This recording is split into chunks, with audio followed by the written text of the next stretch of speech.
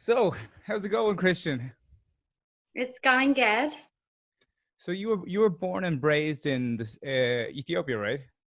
Yes. Bet rather be over there right now with all the craziness in America. Um, Honestly, it's crazy in Ethiopia too currently, so not really. So, Christian, tell people about yourself. Hey everyone, my name is Christian. Um, I'm from Ethiopia. I was born and raised in Ethiopia. I moved to the US about 6 years ago, and I moved there for vacation like 2016, and then ever since then I didn't go, but I talk with my family over there pretty much every single day, so I know what's going on there. Yeah, and you um have a YouTube channel, right? That's how I found you. I typed in Amharic into YouTube, and your face popped up. yes, I teach Amharic. I have a channel, Learn Amharic with me. I started it about like a year ago or something. um I started it because I really wanted to just share my knowledge. I'm so glad I'm helping, because sometimes when you try to interpret something on Google, it doesn't actually give you the actual interpretation, And it's or hard. you It's can't hard. find. Amharic is difficult to find resources for as well. Like I use Pimsleur for all my languages. I don't think they have Amharic, but you might get a few subscribers now watching because people who are watching are interested in visiting. And for those watching, guys, a lot of people in Ethiopia don't, compared to other East African countries, their English isn't as strong. So Amharic actually is quite useful. So check out Christine's channel just to learn a bit. It'll go a long way. You say Right. anti diminish. Is that it? Anti. Anti Danash. Yeah, Yeah. that's That. what I say. How. How are you? Yeah, remember that. Yeah. And Amo Seganalo. That was thank you, right? Yeah. And I Yeah. know. And every time I go for injera, I always ask for meat mita. The spicy stuff. I have a I have a kilo of that in my kitchen. I imported it. I love it. Yeah, I put it on Oh, everything. I love it too. Yeah, it's such a kick. Where are you from in Ethiopia, by the way?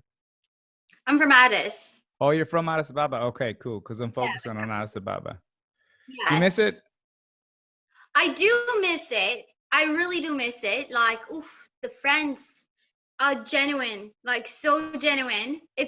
I'm not even kidding you. It's so hard to find fake people in Ethiopia. Like, most of the people are so genuine. Your And I accent is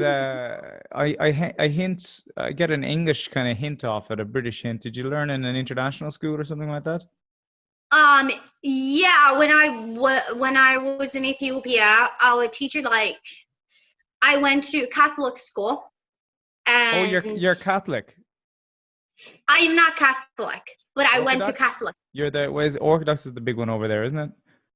You guys have Uh, your own church over there, Ethiopian Orthodox. yes, correct. The Orthodox Church is that's dominant. I am Orthodox. But I went to Catholic school.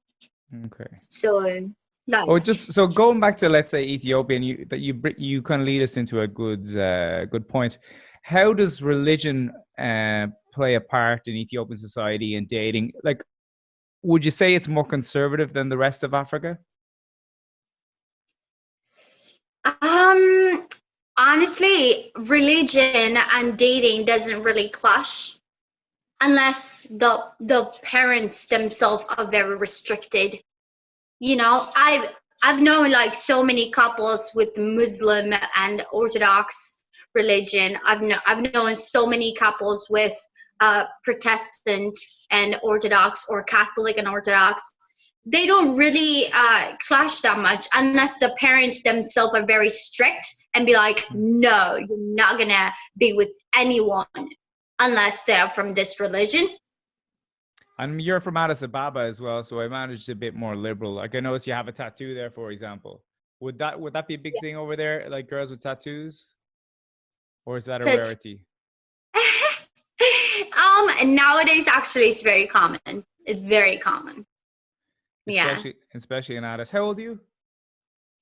I just turned 26. June 29 was my birthday. That's a good age. Are you under pressure now at home to get hitched, or what's the average age to get married over there? I was married, so I don't have any. Oh, well, there you go. So that answers my question. I was married once and didn't work for me, so that was that. Can you tell us a little bit about that, or would you rather keep that private? I don't mind. Yeah. Actually, this could give you a bit more information. So, when you are married in Ethiopian family, oh my goodness, the family try to control you, like the opposite family, the father's family. All right. Your in-laws are gonna become like they want to try to change you, and that is one of the reason why I got divorced. Like my ex-husband, he has a very big family who are more like traditional Ethiopian, like typical traditional. I don't know how I can explain it to you, but like they're like. For example, what would be their expectation? Like, for example, what age did you get married at? First of all, I got married 20. At 20, and that would have been average for you and your friends, or was that young over there in Addis Ababa? I think it would be a bit younger. I think it would be a bit younger because I was supposed to be in college and I dropped out of college and I got married. I was engaged at 19. So it was Did they it was a expect you bit to drop out early. of college to get married? No, nobody expected me. It's just my ex-husband was from here and I just came here following him, and then I got pregnant, and then I was taking care of my baby. So he was Ethiopian American. Yes. Okay. How Yeah. did you guys meet? True friends and family, We or met when he came over for like his mom's funeral anniversary. I That's know. a weird one. I'm so lonely. What's your name?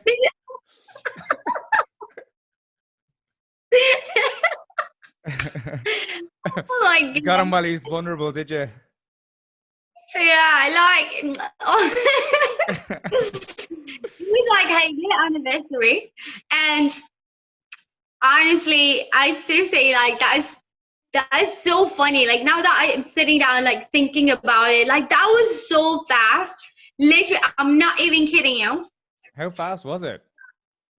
The day we met was the day was supposed to be back to the US. So me and my ex-husband met for roughly like 6 hours before he came back to the US. And that was it. That was our first date, our first like face-to-face interaction, or like knowing each other. Like it was like that. Honestly. Well, somebody got game. I don't know if it's you or him. 6 hours, that's pretty effective. I don't know. Chasing who? Who was chasing who? Honestly, nobody was chasing nobody. Nobody was chasing nobody. Like, he was older than me. He was like 10 years older than me. He was at the age that he was like ready to be settled and married and stuff. So like, it's not like you don't get married because you love each other only. You get married because it's at the right time with the right person, kind of thing. My mom had me and my sister. She had my sister when she was 20, and I always wanted to have my first child when I'd be 20. I always I had that. I meditate that in my mind. So the idea of me getting engaged by 19 could give me this ideal wish I have in my head. So you were stubborn about it. You were like, you're so. Yeah, it seemed like you were both in the same place. He was 30, wanted to settle down. You had that idea in your head. Your values matched up. Did any of your friends have kids at that age? Was it strange? No. It wasn't strange, really. No. For them, I mean, I'm a bit crazy, so it was not that strange for me to do something crazy. So they're like, "You're sick. I didn't even tell them. I didn't even say anything until the wedding is like a week after. Yeah, maybe you They are crazy. I'm starting to doubt my interview choice now. Maybe you're not typical, representative. Okay, the not crazy people, the not crazy ones, your friends, for example. Uh, Yeah. what's age are they getting married at? But like the average age, I would say, honestly, would be like 27, 28. But so tell me this: you mentioned your ex's family was traditional, like more traditional Ethiopian. So Yeah. what would that entail? Like what were their expectations and what did you mean by that? Okay. The expectation, number one, is to cook for the husband. Um, Number two You is can't to cook? Please tell me you know how to make teff. what? What? I don't make that. What do you mean? Can you make injera? I can't make injera. I buy injera. Oh my god. That's so disappointing. You I should have. can't either. My sister can. She can. Was that an issue that they expected you to cook every day? Yeah. What other kind of things? So basically, were they expecting you to be a stay-at-home mom, cook, clean? Was that the vibe? Was it? I was a stay-at-home mom. I clean because I like my house to be clean, but I don't like to cook because I just I don't like the idea of being in the kitchen every single day just to eat. Yeah, when you go to people's house, it's tradition. Like they're gonna serve you food, and if you say you don't want to eat, It's an then they're gonna insult. take it as disrespect, especially if the entire family is eating. But like the stereotypical assumption of what a wife should look like start bothering him because his family is big and they start nugging him.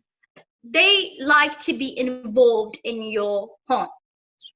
We just had argument about my son's baptism. It is my son and it's his baptism, and I wanted to choose the church, and they wanted to choose the church.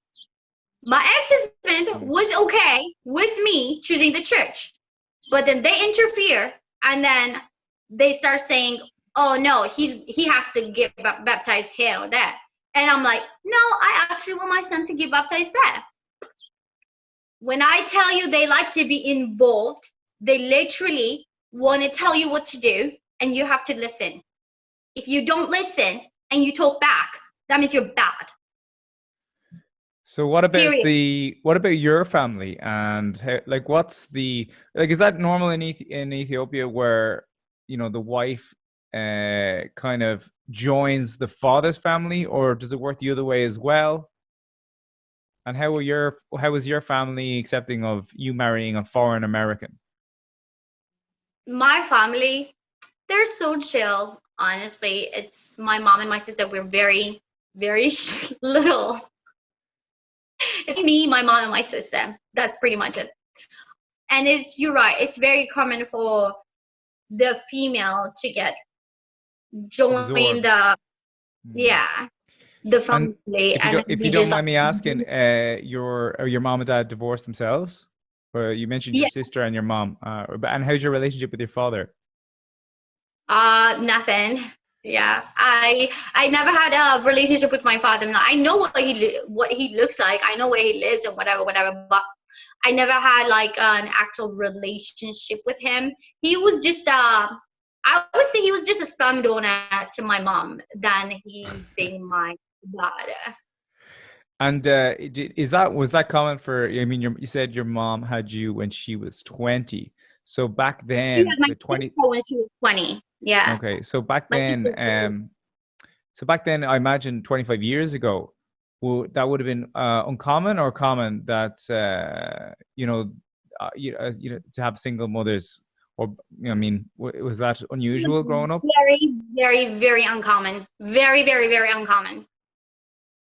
Like my mom went through hell to raise me and my sister as a single mom because well it's not like Western countries, it's not like America. You don't get like child support. Like there's no like an actual law that's There's a gonna, support structure. yeah. If the father just disappeared and just left you, it's up to you to raise the babies. There's So no your one mom must that. have really struggled then. She really, really, really did. She really did. At a very, very young age, she was struggling so much. I remember my mom told me there was a time she cried so much because she ran out of money and she couldn't get me milk. My father, he had money, but he was never there to support, not my mom, but me or my sister. Like, we were just existing things for him. Curious, like in Ethiopia, what's the average age for people to lose their virginities? Mm, I really don't know what is going on right now, because I know this youth generation is a bit different from my generation, but I would say like 20, somewhere in the 20s. Okay. Yeah, so that a lot later than Europe or America for sure. Yeah. And I don't know. what about your first kiss, for example? How old are you? My first kiss was when I was 18. 18. Okay. All right. So that's that's definitely later than Western Europe for sure. Yeah. Yeah. Would that be normal over there? Not now. Well, not now, yeah. I mean, with the internet, every kind of country is molding together. It's sort of this uniform culture coming over the planet, Yeah. so things are different. And Yeah. you also It went to, you said you went to Christian school or Catholic school, where it's like all girls school. Yeah, mine was all girls school. Okay, so yeah, I can imagine when you hit 18, you're pretty frustrated then.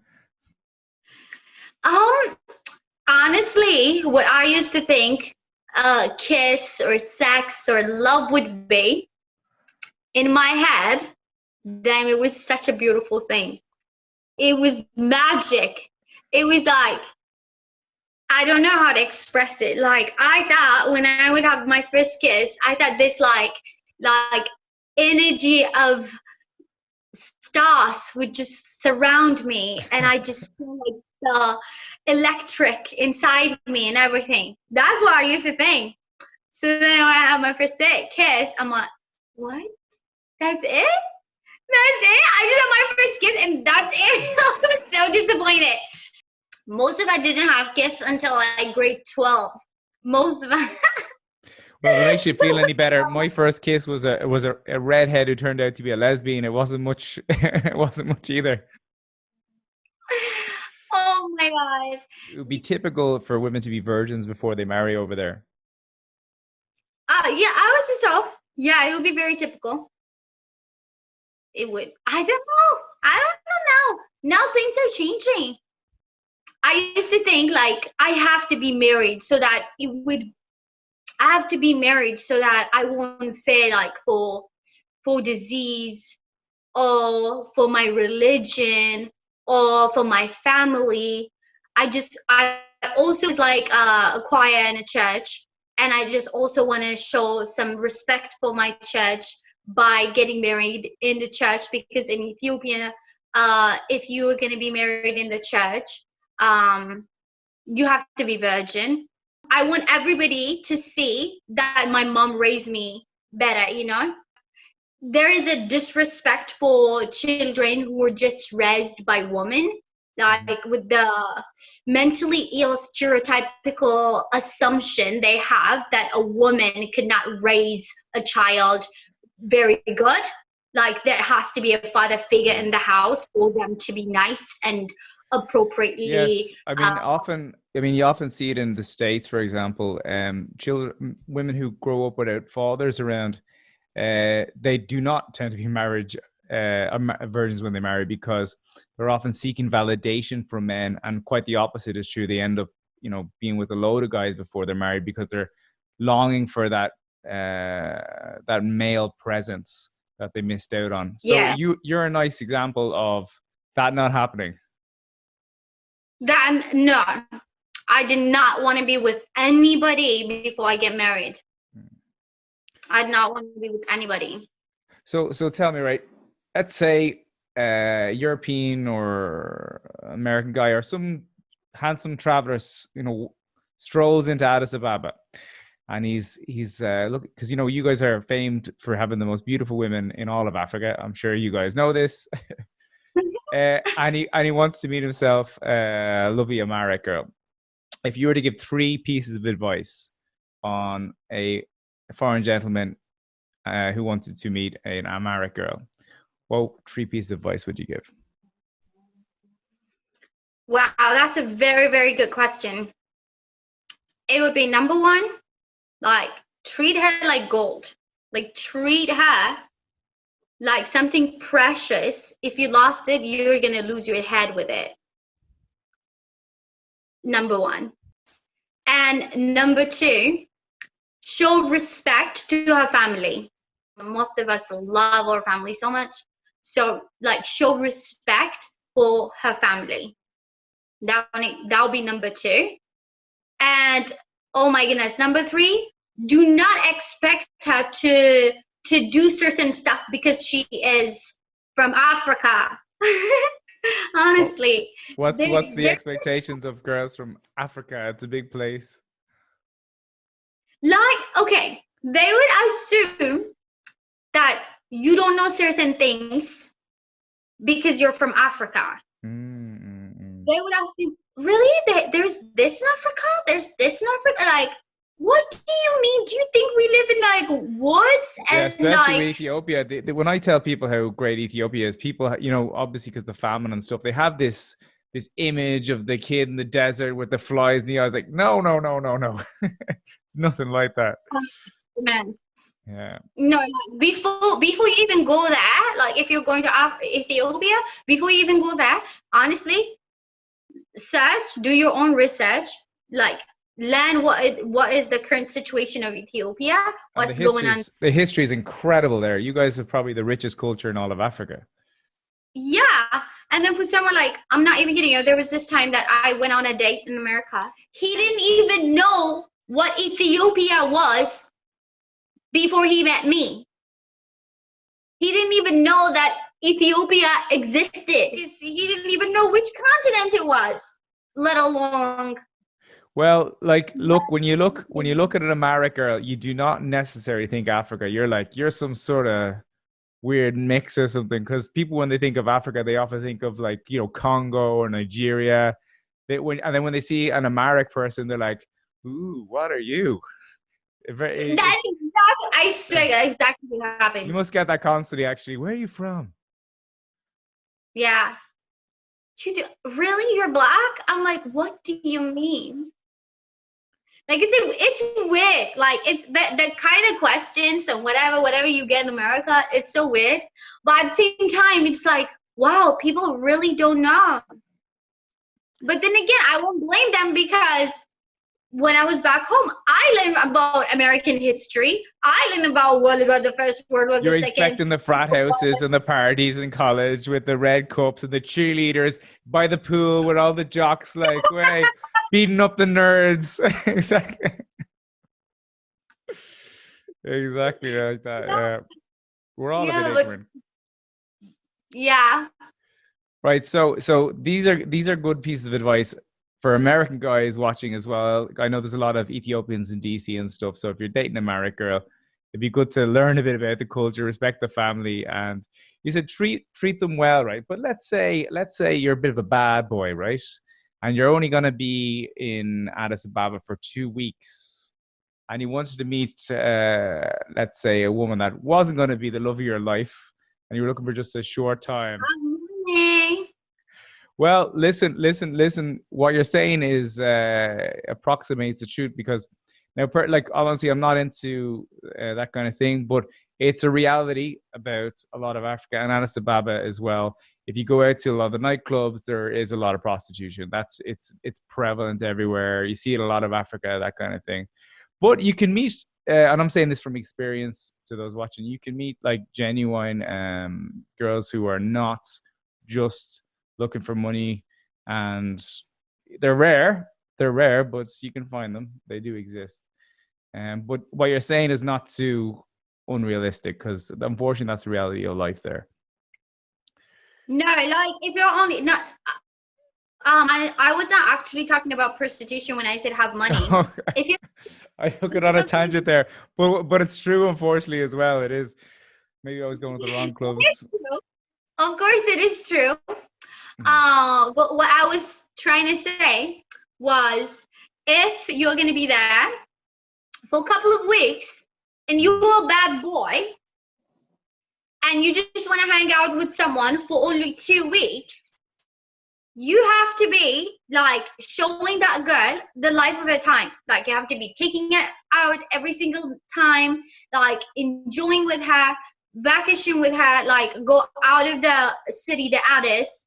Like if you're gonna be there for adventure and you want someone to experience that adventure for you with you for that 12 to 15 days, then you should expect to spend more money so that she's going to be spending more time with you, not as a prostitute, but like she is spending her time with you. So you have to take her out. They obviously expect guys to, guys pay for drinks and all that kind of thing. Obviously, it's not like America or Europe where, you go for a date with a girl, the bill comes and you're like, 50-50, yeah? No, Dutch. No. You'll never see that girl again. Very good. Do not expect to take an Ethiopian woman out on a date and be like 50-50. What? No. Honestly, I don't know. Like, so if an American guy or a European guy met a girl in Addis Ababa and they went for a drink and he was like expecting her to pay half the bill, she's probably not going to see him again. Is that what you're saying? No. Why? I know it's similar to a lot of countries. Go out with another Ethiopian man, he's gonna take her out and pay for her everything, her food and her drink and her transport. Versus you, an American guy, take her out and then not pay for her food, drink, and transport. And why is she gonna go out with you? The transport one is interesting because that's a common thing as well. Like a lot of and this is not just in Ethiopia, a lot of girls in Africa in general, if they're going on a date with a guy, they'll expect the guy to pay for a taxi over or a taxi back as well. That's quite common, and that's something that a lot of guys find very strange from the West. It's one thing to go for a drink and pay the bill and all that kind of stuff. The transport thing is very hard to get your head around, because what happens is, and this happens a lot in Asia as well, some girls are very sneaky, you see. Some girls are like, oh yeah, I live like Bole, I live up in I don't know, Shashamane or something. I live down in Shashamane, and they have like they live across the road or something like that, and they'll have like 10 times the fare, and they go home and like to spend the cash on their family or something like that. So it's a tricky one, Yeah, I'm in. Have you done that? You look at you, you're like, I would never do that. No. Honestly, when I was in Ethiopia, the two people I went out with was my first kiss guy. His name was Biniam. He was like, I was 18 and he was 19 and a half, something like that. Him and my husband. Those are the two guys that I went out with when I was in Ethiopia. So your experience is limited. It's very limited. I can't and so was my friends. We were, as I say, we were in girls' school, and so we were just close to each other instead of guys. So I can't really say what the experience is. Well, the fact that you're saying that you didn't have experience and your friends didn't have too much experience actually is saying something as well. You know, it tells to the conservative nature of society there. Um, but what would be a typical date in Ethiopia? Would you go for coffee? Would you go for a drink, or would it be food? I think Aww. of your yourselves and your friends. I wish I dated more now. Also, I wish if I could go back to Ethiopia and I dated more, honestly. It would have been such a good experience. But with my first boyfriend, we were together like for 3 months, and I set that limit You when set we. the limit. 3 months, you're out. I want a I ring and a told finger. him I'm only gonna be with you for 3 months because after that it's gonna be grade 12 national exam, Mm-hmm. and I really wanted to focus on my exam. So I told him I only have 3 months.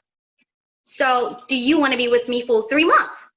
And we're never gonna fuck because we're not gonna get married because we're gonna be only together for 3 months. He was the one who was taking me out. He was the one who was paying for everything.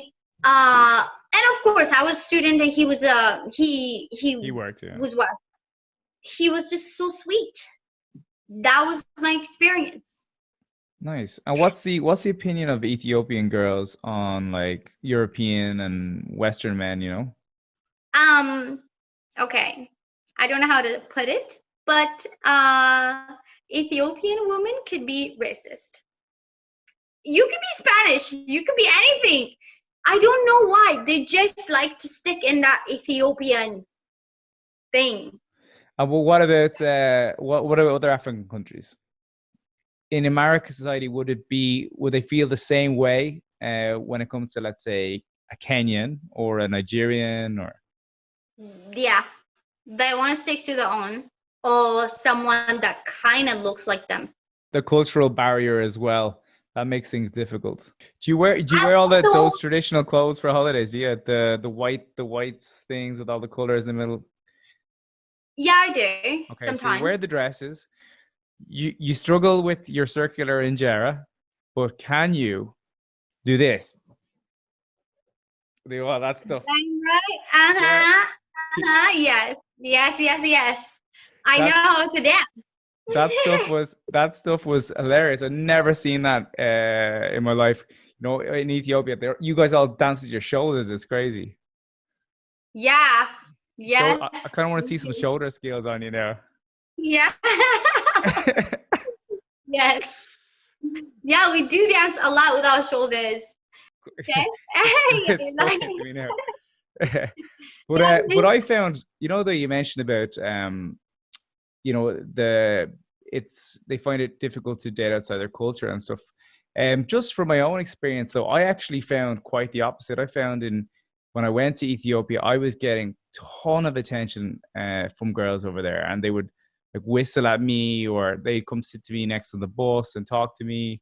I know maybe your experience with your friends was different, but I actually found quite the opposite. Now I found them very friendly. Even the guys really friendly. They would come up and have a chat and be curious. everybody, both the guys and the girls, they are so nice, nice people. Mm. But then again, I mean, there are some women who would think just because you came from a Western country, they would just assume that you're rich.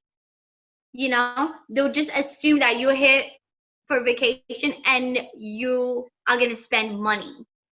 So how about I be there with while you're spending money, so that we spend your money together, kind of thing.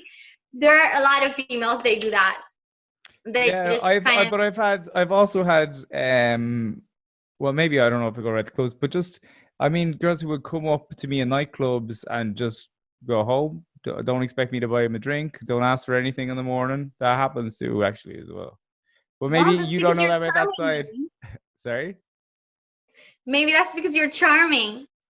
Oh, it's the Irish charm. We are quite charming. Yeah, I love Irish dance, by the way. Oh, really? Can you imagine? It's not very sexy though, the kick of the legs. I always think that like it'd be I love funny to see it. an Ethiopian and an Irish person dance beside each other. It would look so ridiculous. You guys are all like this and we're flipping up the legs. Do you meet many Irish people over there? I've never did. Oh, we're very friendly. You should come and visit sometimes. I know I don't live there anymore, but Where yeah, do you live?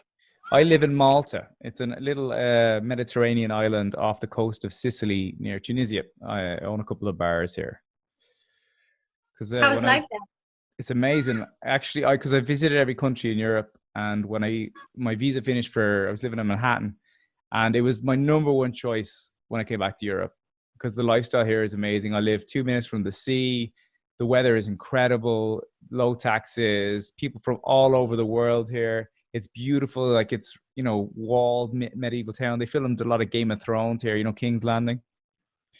Yeah, and it's just life is easy. I can walk everywhere.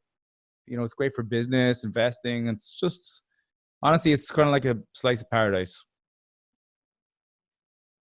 I should look into that. Slice of paradise.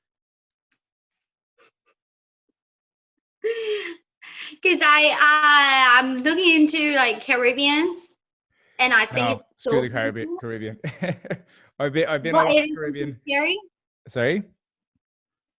The Caribbeans, I mean, it's beautiful, but again, it's scary. It So is I'm a little like, bit, and to be honest, like at the culture there, what the problem I find with a lot of the new world, I would say, I'm talking about America, Haiti, Jamaica, all those places.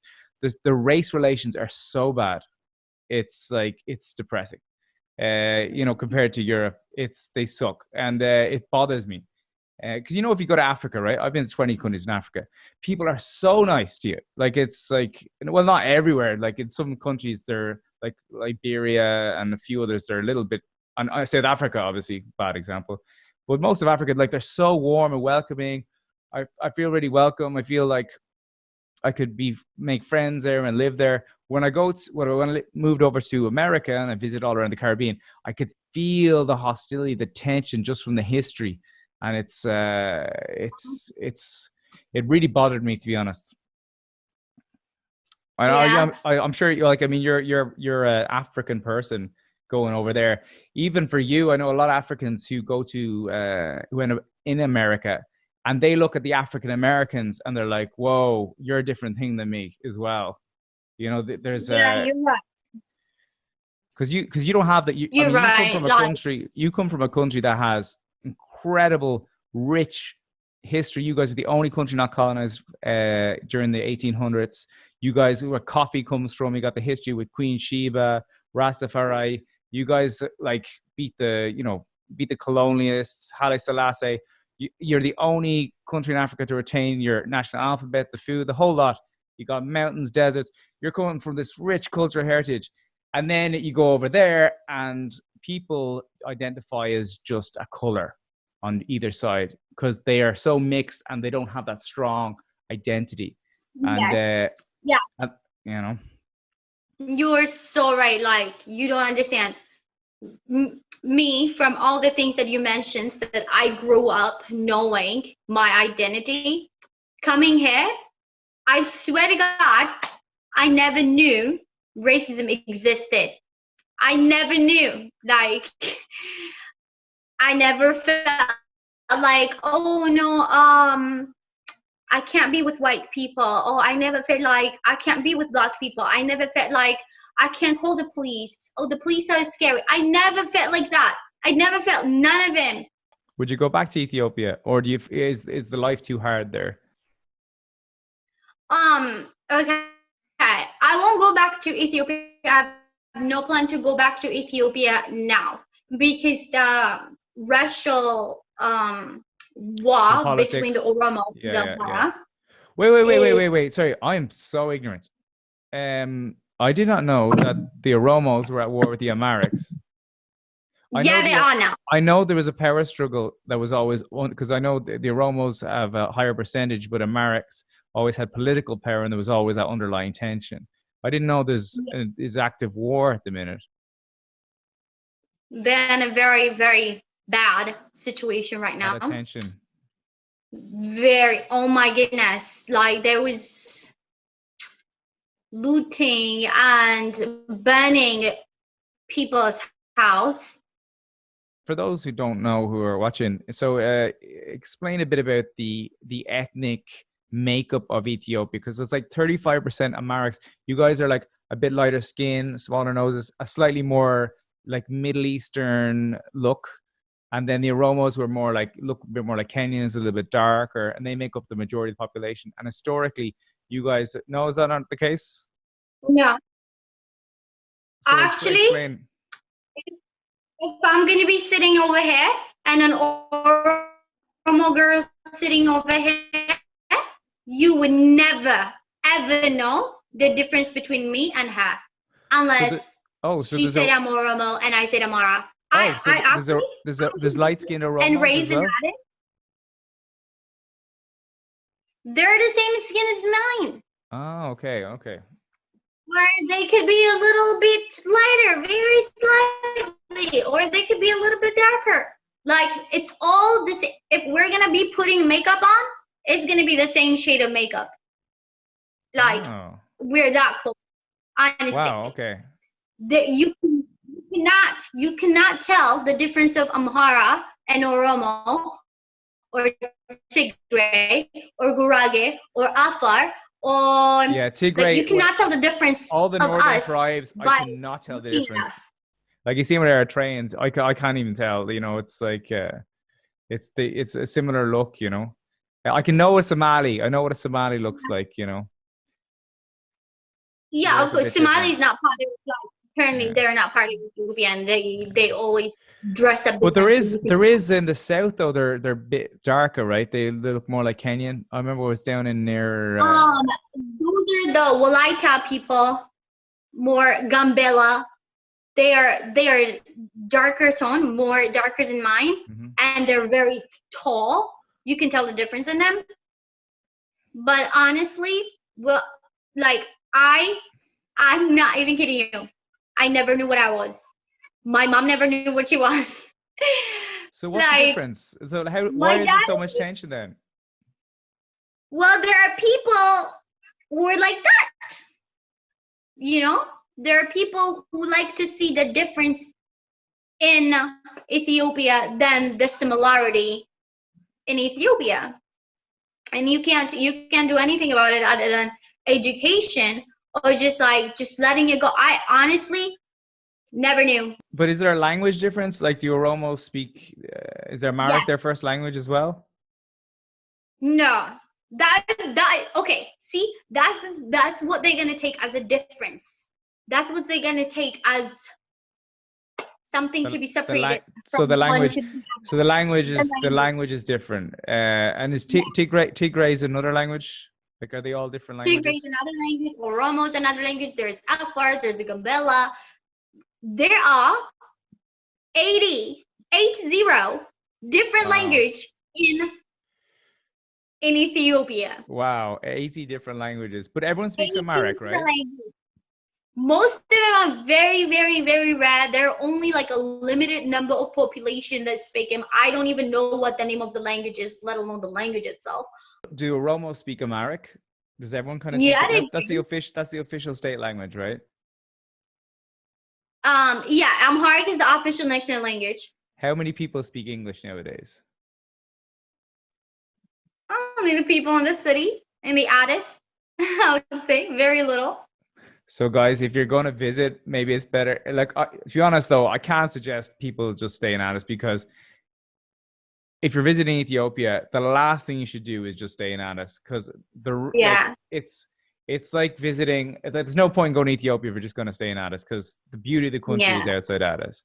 And actually, that brings me on to something else. If all right, so a guy has or whoever's traveling watching this, 2 to 3 weeks. Where, like, I love the north. I was in Harare as well. But if you were to recommend like a 2-week itinerary or a 3-week itinerary, what would be your top picks for places to visit in Ethiopia? Okay. Gondar, I love You should go Gondor. Yeah. Gondar. It's Gondar, guys, like, for those who don't know, it's like the Camelot of Africa. I think it's the only place in Africa where you find like medieval castles and stuff like that, right? yeah, Lalibela. Explain what Actually, Lalibela is. Lalibela is a statue that's just made. It's a church actually, but it looks like a statue from looking at it down. It looks They like just a built it cross. into the ground, right? They built like a whole church like into the ground. I Oh, think there's like a load of them. It's a few of them, right? yeah, looking at it above, you would think it's just a cross, but then when you go down, it's a church, and it's so It's very beautiful. cool.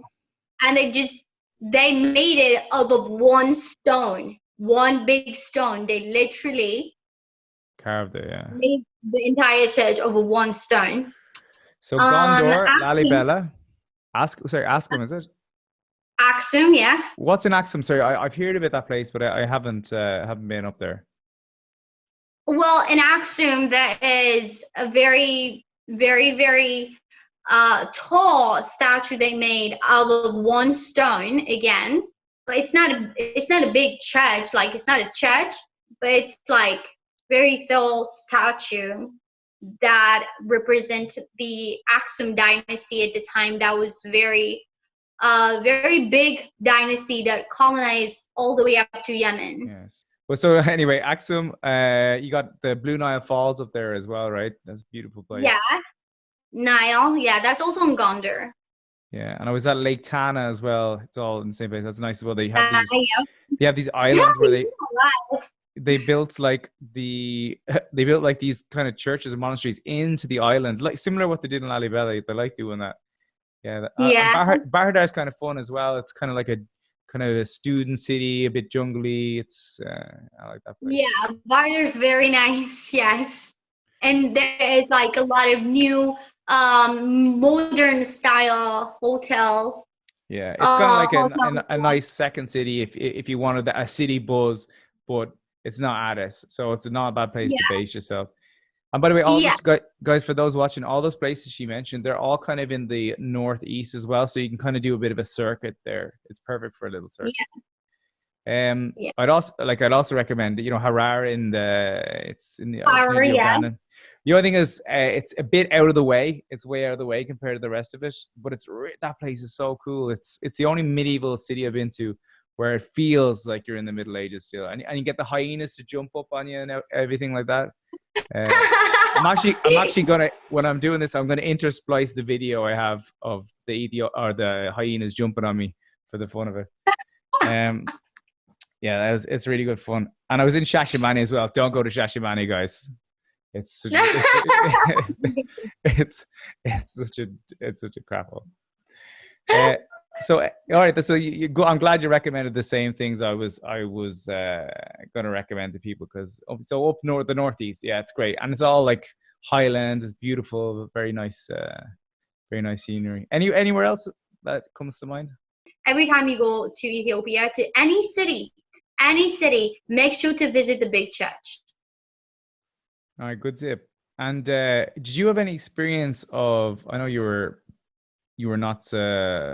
You're quite relatively innocent, but did you have much experience with nightlife in Addis Ababa before you left? Like what kind of life? Like nightlife, like bars, clubs. Going to clubs. Church.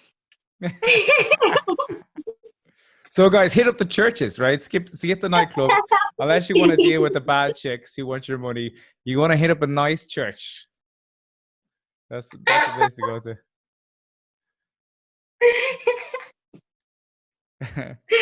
Yeah, the church. Honestly, I went to the nightclub 2016. Last time I went to Ethiopia, and that's when I went to the nightclubs. And which nightclub was it, by any chance? You know the name? Ace nightclub, or was it the one in the Sheraton? I went to Illusion. I went to H2O. H2O, that's the place. Yeah, that's the place. I think it's Yeah, I was in H2O before, yeah, but I know that place. It's on that road. It's on that road with all the shacks. You know, there's like if you keep going down that road, it gets very dangerous very fast.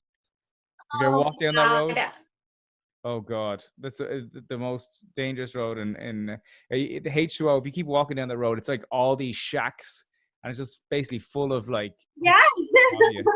And all these girls grab you, they pull you in, they try to like basically rob your wallet and get you drunk. It's so goddamn, it's wild.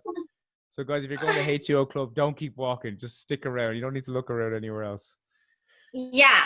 If you're going to be going out, club out, please make sure you're going out with someone who knows this city, I thought it's because safe you do though. not want. Yeah, I mean, you don't want some people to take advantage of you just because they assume you have pockets, I mean, full of dollars. You know, Yeah, you gotta watch. just go out with someone who knows the city, who knows the language,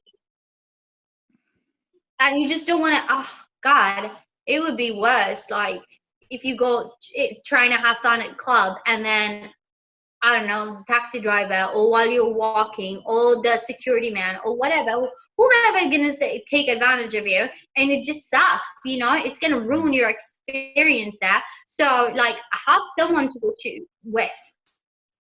I just remembered another Amharic word that girls used to say to me over there, and I used to start using it back. It's like, was it like conjo, conjo, anti conjo? You know that? Is that I'm saying that right? Yeah, you're saying it right. Yeah, I actually am so proud of you, honestly. You're very open-minded to learn new things and new places and new cultures, and to just acknowledge it. Well, listen, you've an excellent culture, to be honest. I have a bit of a soft spot for Ethiopia, I have to say. It was a magical place for me, especially before I went there. I was in Egypt, which I hated. Well, I just had a lot of bad experience in Egypt, and then I went to Sudan. And what happened in Sudan was we broke the law in Sudan, and we got stopped at the border and pulled into the police station. I'm not gonna say, oh, we did way more illegal stuff in Ethiopia. Oh my God, I don't want to say. We were in Shashimani. We asked for a little bit of ganja, and the guy came back with like a giant fucking bag full of it. Like he just got we were meeting this guy. He was a smuggler, and he came with us to the meeting of this farmer, and he just goes, no, that's not enough, and he'd start putting it all in the back, and we actually bought it across 7 countries in Africa. Oh, so stupid. But but in Sudan, we got stopped at the border and we got pulled into the police station. We were basically asked for a bribe. So we were like, we're not paying that bribe. So we went to the river there up in the Sudanese. It's a kind of a small little stream it was at the time. But we just basically snuck around. We ran across it and we went through the bushes. And we came out, we actually illegally went into Ethiopia. We avoided, there was a big bridge and the guys with the gun on the bridge and everything. We just kind of like wait till they returned and we just ran across. Because we had to go, because to get to an ATM, we had to go all the way back to Khartoum. There was no ATMs in the border town. We ended up having to stay in a shed, like on a basically an out shed the night before, just so we could be at the border. So we're like, we're not going back there. We'll take 3 days. So we got to Ethiopia. And we went into the immigration hut, and he sits down, and it literally is a hut. This thing is a hut. There's no electricity in the place. This dude sits down, and he's like, "Who are these young idiots?" And he looks at our passports, and he goes, "Oh, you didn't leave Sudan. You've no exit stamp." He goes, "You got to go back." And we're like, "No, we can't go back." I was like, we just got pulled into the police station, and if they find out we jumped across the border illegally, and we went back there, we are done. Like, we are game over. Yeah. And we're giving this big sob story, and he's there like, he didn't even ask us for money. He didn't do anything like that. This was our introduction to Ethiopia. He goes like, Sudanese, welcome to Ethiopia. That was how it happened. Yeah. And so from then on, it was like, and Sudan, no alcohol. And then all of a sudden we see bars and it's green, it's not desert, and there's this cool music playing on the radio and people are smiling and so friendly. We're like, oh my God, this place is amazing. And then the food. Yeah. So it was my first coffee I ever had as well. And what a place to have it. So It's such great experience there. And I fell for, there was an Amharic girl I met in Addis as well. And it was kind of like, she was so really sweet, let's say, really sweet. And I had a soft spot for her as well. So I left the country with a very, very good first impression. And when I came back, I bought like 5 of my friends, and they loved it as well. And even around the corner here, one of my bars we set up across the road from an Ethiopian restaurant. And every time people come over to Malta, I always bring them for injera, because they never had it before. Experience. I get tibs, durawats, kitfu, meat, and do the coffee ceremony and all that. I love it. That is so sweet. Honestly, that's so sweet. Because I know some people who don't really like injera because they feel like the texture is like sponge. You should learn to make it. I know how to make it. Like, I know how to make the sauce. That's the main thing. That's the main thing. That's the main thing. So that's the main thing. Because like the injera is just carbs. It's just carbs. You get the spices. What you want. Carbs, 1, and 2. Like for me, it would make a lot more sense for me to buy it than making it. I'm willing to forgive that you don't know how to make injera, because it is that complicated. But if you can cook the sauces, I can cook the sauce. Like not all of them, honestly. I can't cook all of them, but I can cook most of them. Like I can cook shorturl, furfur, or misir. In summary, right? So for guys who are going to visit Ethiopia, they need to know that it's a lot more conservative than back home. If you really want to meet a girl for long term, go to the churches. They expect you to pay for things when you're going out for a drink or something like that. You should respect the culture. Treat her well. I mean, the kind of standard stuff. It's a bit old school. People get married young. A lot of girls are virgins before they're married, so don't exactly expect it to be easy over there. And if it is too easy, be careful, because there's some girls who are just only interested in money. But you can find normal girls too. Is there anything else you add to that? That's kind of the summary of all I'm getting from this. That is pretty much the summary. So let me ask you, would you marry Ethiopian women? In another life, 100%. 100% in another life. I always thought if I was like, if I just had one day I was single and someone said to me, right, you have to pick a country and you have to go to this country and maybe, find a partner to raise a family with. I'd have like about 10 countries in my head, and Ethiopia would 100% be one of them for sure. Wow. What are the other ones? Like, tell me the top 5. Oh, well, there's a couple of countries. Colombians are very beautiful. Ukrainians, Armenians. I'm wondering what your competition is it? Yeah.